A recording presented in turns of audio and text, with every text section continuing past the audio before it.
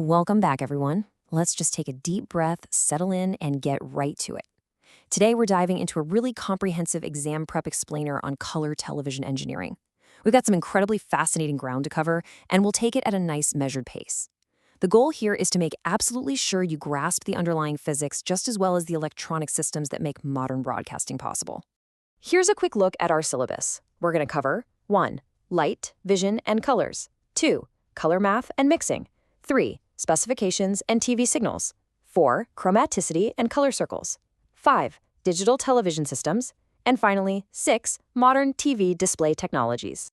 So, let's start right at the beginning with Section 1, Light, Vision, and Colors. You know, it all starts with a highly precise division of labor inside your own eye. Light, which is really just a form of electrical energy, is focused by the lens straight onto the retina. And that retina relies on two key light-sensitive organs, rods and cones. Now, the sensation of overall brightness, that's captured entirely by the rods. They allow us to see shades of gray, all the way from absolute black to pure white. But to see the visible spectrum, which sits tightly between 400 and 700 nanometers, we use the cones. These cones are broken down into 3 specific groups, one for red, one for blue, and one for green. Since our eyes rely so heavily on those 3 primary colors, the Commission Internationale de l'Éclairage actually standardized these color combinations into what we call tristimulus values. And here's a really surprising fact about that. Natural white light, it's not an even split at all.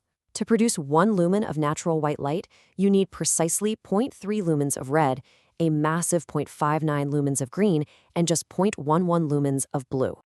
Okay, moving into Section 2, Color Math and Mixing.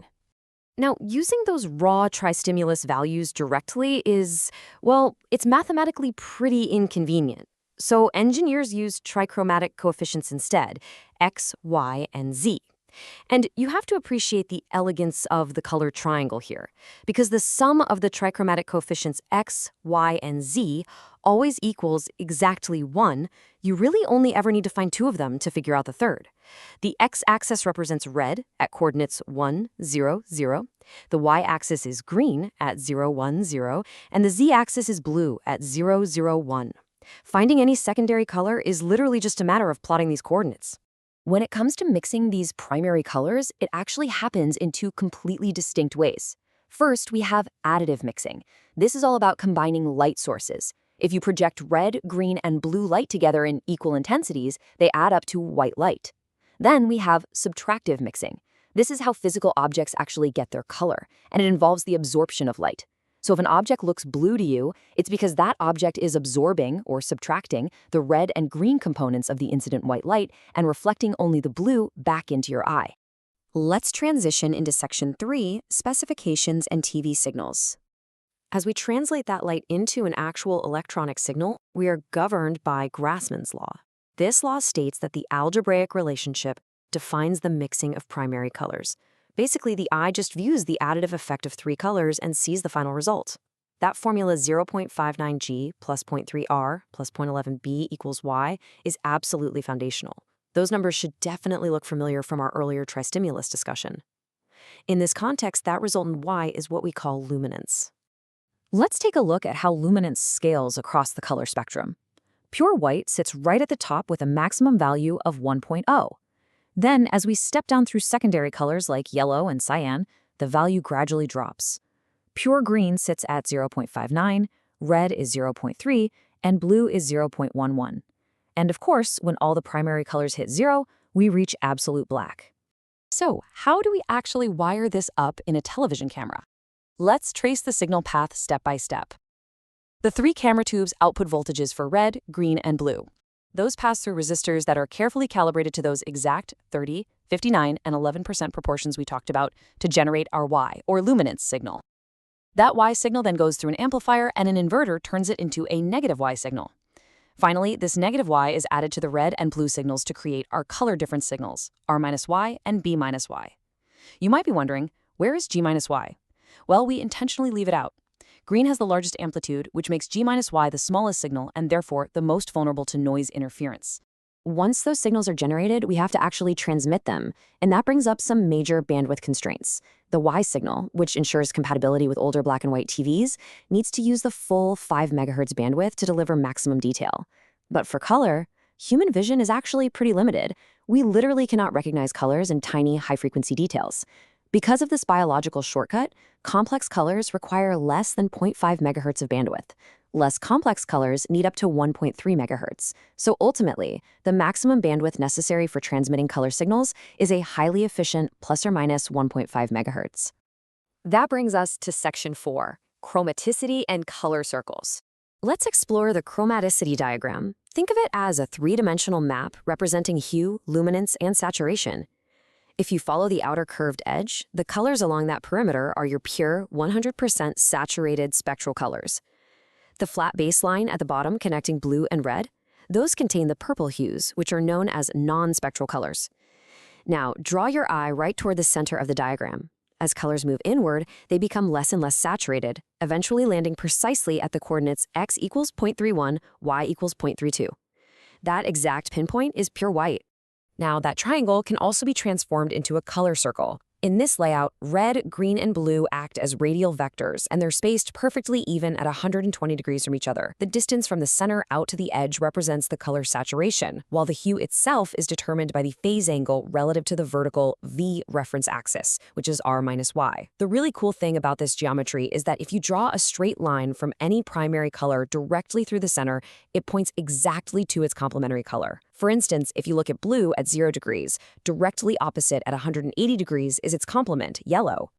All right, moving into section 5, digital television systems.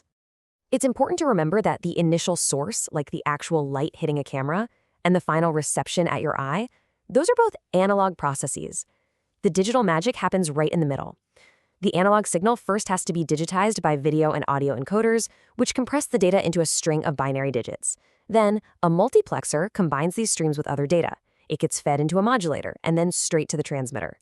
When it hits your home receiver, the exact reverse process plays out: demodulation, demultiplexing, and finally, decoding it all back into an analog display.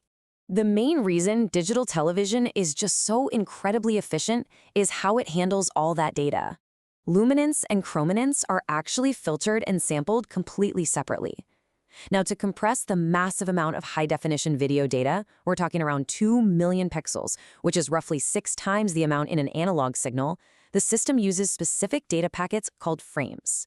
You can think of them like digital shorthand. B stands for bidirectional frames, P for predictive coded frames, and I for infracoded frames.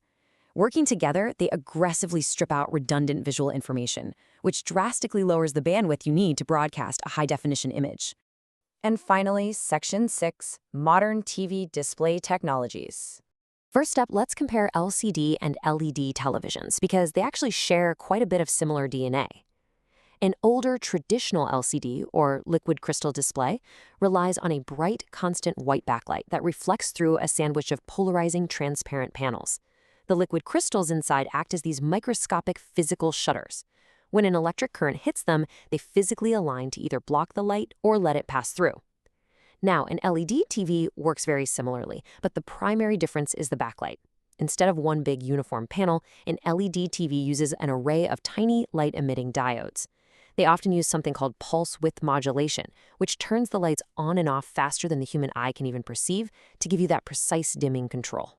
Because of that structural difference in the backlight, LED definitely wins out in overall performance. We can break it down into 6 key points. 1, they utilize dynamic local dimming for way better contrast. 2, they allow for much thinner panels. 3, they actually cause less environmental pollution. 4, they use up to 30% less power. 5, they are generally more reliable. The singular drawback? Point 6, they remain more expensive to manufacture.